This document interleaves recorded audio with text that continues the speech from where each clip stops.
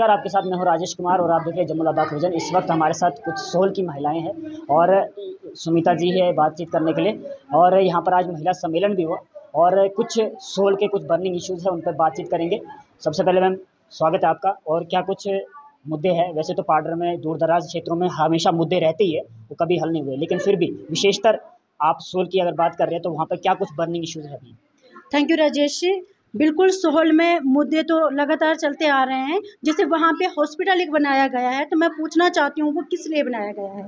अगर वहाँ पे एक छोटी-सी इंजर्ड भी बच्चा हो जाता है, तो वहाँ पे कोई स्टिचेस करने वाला भी नहीं है। तो बस मैं यही दरख्वास्त देना चाहती हूँ, डीसी सर से बोलना चाहती हूँ कि वहाँ पे जल्दी से जल्दी जितना हो सके स्टाफ अवेलेबल करवाएँ। कब से बना हुआ है वो वहाँ पे? वो 2-3 साल पहले बना हुआ है। तो 3 साल से अभी तक क्या वो फंक्शनल हुआ है? कुछ भी नहीं हुआ, सिर्फ़ गायें बैठती हैं वहाँ पे। गायों के लिए बना दिया। मुझे ऐसा लगता है कि वो इंसानों के लिए नहीं, पशुओं के लिए नहीं, ये मतलब पशुओं के लिए बनाया गया डमरू का ज़मीनी हॉस्पिटल। सतह पे पशुओं के लिए पशुआलय खोला गया है हाँ, बस और वही है। करोड़ों का खर्चा लग के वहाँ पर मैं सिर्फ वही बिल्डिंग खड़ी। पूछती हूँ, करोड़ों का खर्चा किस लिए किया गया? अगर करोड़ों का खर्चा किया गया, तो वो उन लोगों को वो सेवाएँ मिलनी भी चाहिए ना।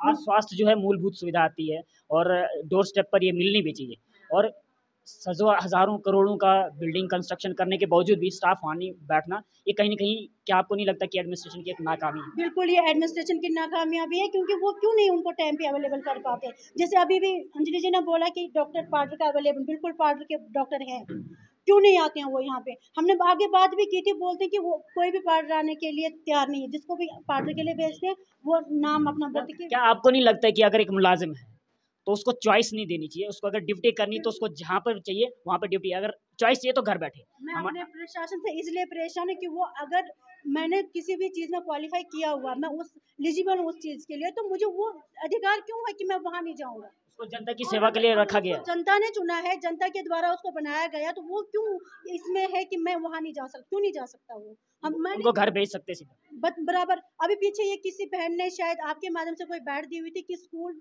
बने किसी के घर में है। इधर हमारी ये बीजेपी की वो कोई बहनें थी, बोलती स्कूल नहीं बना है, किसी के घर में पढ़ा रहे हैं। तो मैं बोल रही हूँ कि वो बच्चे, वो पेरेंट्स कहाँ हैं? वो टीचर क्यों नहीं उन टीचरों को पूछते हैं? और अगर वैसे टीचर हैं जिनको फार फ्लंग एरिया में लगाया जाता है, तो क्यों नहीं उनको निरस्त कर दिया जाता है? और आपको मैं एक बात बता दूँ कि जो आज की एजुकेशन सिस्टम है, ये 1995 से शायद नेट का ज़माना आया, उससे पहले कोई इंटरनेट नहीं था। तो हमारी बहुत सी बहनें पढ़ी लिखी हैं, पीजी करके हैं, बीएड करके हैं। अगर जिस एरिया में जो टीचर, जो स्टाफ नहीं ड्यूटी देता है, वहाँ पे क्यों नहीं वहाँ के लोकल बच्चों को एडजस्ट करते हैं? क्या वो लोकल, उनमें उतनी कैपेसिटी नहीं, वो पढ़ा सकते हैं? यहाँ वहाँ पे आज का बच्चा अगर पढ़ रहा है तो वो तो पढ़ेगा ही, क्योंकि उसके पास 5G का ज़माना है, उसके पास नेट है, इंटरनेट है, वो हर कुछ कर सकता है। लेकिन जिन्होंने 95 से पहले का पढ़ा हुआ, वो बच्चा कहाँ जाएगा? क्या आपको नहीं लगा अगर पार्डर में आपने एजुकेशन की बात की, तो दूर दराज गांव क्षेत्र ऐसे है जो टीचर महीने में कभी एक बार चला जाता है। कुछ टीचर ऐसे भी है जो अपनी मिली भक्ति से दफ्तरों में बैठे हैं या पॉलिटिकल अप्रोच लगा के बैठे या दफ्तरों। क्या नहीं लगता इस चीज़ को हमें सुधारने की आवश्यकता है? और विशेषतर महिलाओं को इस चीज़ को देखना चाहिए, क्योंकि आज महिलाओं का सम्मेलन है। ये तो मैं आप अभी मैंने इनके सामने पता नहीं कितनी बार बोला हुआ है कि मैं कितनी इतनी ऐसे बहनों से मिली हूँ कि जो सर्दियों में जम्मू शिफ्ट हो जाते हैं। जब मैं उनसे मिली कि क्यों आए हो, बोलते वहाँ पे पढ़ाने वाले नहीं हैं। मैंने बोला आप वो प्रॉब्लम को फेस नहीं करते हैं, वो प्रॉब्लम से दूर भागते हैं।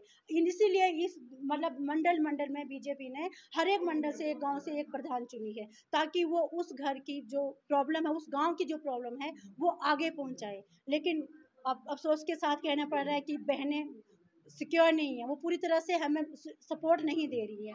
वो कह रही है कि हम, वो प्रॉब्लम से भाग रही हैं खुद। हम इसलिए उनको बोलते हैं कि आप अपने प्रॉब्लम को लड़ो, प्रॉब्लम से लड़ना नहीं। अगर मेरे पास फिजिक्स का टीचर नहीं है, तो फिजिक्स टीचर मंगवाओ ना, वहाँ पे हल्ला उठाओ, आगे बात पहुँचाओ, डीसी सर तक बात पहुँचाओ, क्यों नहीं है फिजिक्स का टीचर? लेकिन ये अपने बच्चे को यहाँ से उठाकर किश्तवाड़ शिफ्ट करेंगे, किश्तवाड़ से उठाकर जम्मू में शिफ्ट करेंगे। अपने अपने बारे में, सारे अपने निजी स्वार्थ के बारे में सोच रहे हैं, वो क्यों?